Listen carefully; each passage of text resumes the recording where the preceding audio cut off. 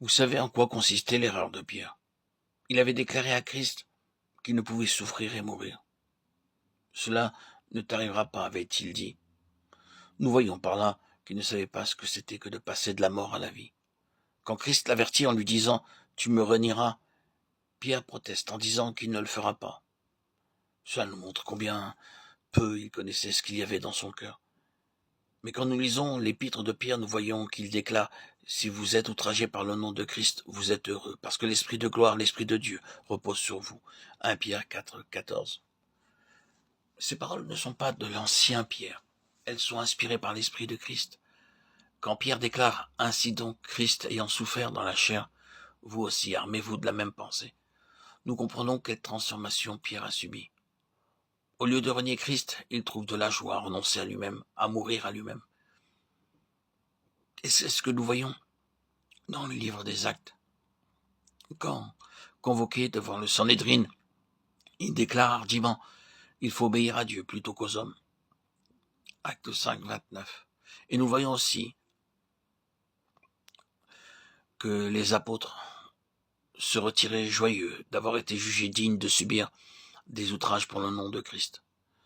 Considérons le changement profond qui s'est produit dans le cœur de l'apôtre Pierre, ce Pierre qui vivait pour lui-même, qui se confiait en lui-même, qui cherchait sa propre gloire.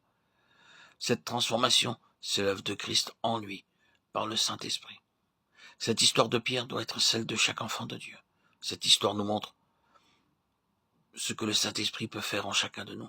Il ne suffit pas de prier pour l'œuvre de Dieu, de prier pour une effusion du Saint-Esprit, pour que l'œuvre de Dieu puisse prospérer.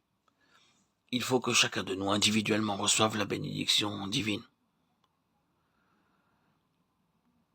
On peut être zélé, très dévoué pour le service de Dieu, et même obtenir des résultats bénis, et cependant être encore sous le pouvoir de la chair. C'est une vérité solennelle. Dieu seul connaît quels sont ceux qui sont dans ce cas et qui ont peut-être travaillé pour lui pendant 5, 10 ou 20 ans.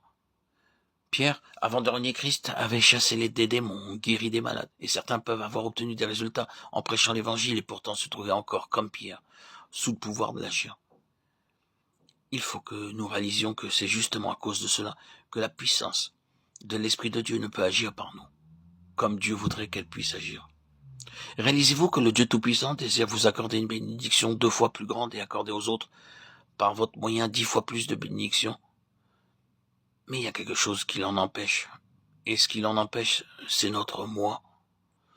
Nous parlons de l'orgueil de Pierre, de l'impétuosité de Pierre, de sa confiance en lui-même. Tout cela vient d'une seule cause, le moi. Christ avait dit, si quelqu'un veut venir après moi, qu'il renonce à lui-même. Et Pierre n'avait jamais compris ces paroles. Il n'avait jamais obéi à cet ordre. De là venaient ses défaillances.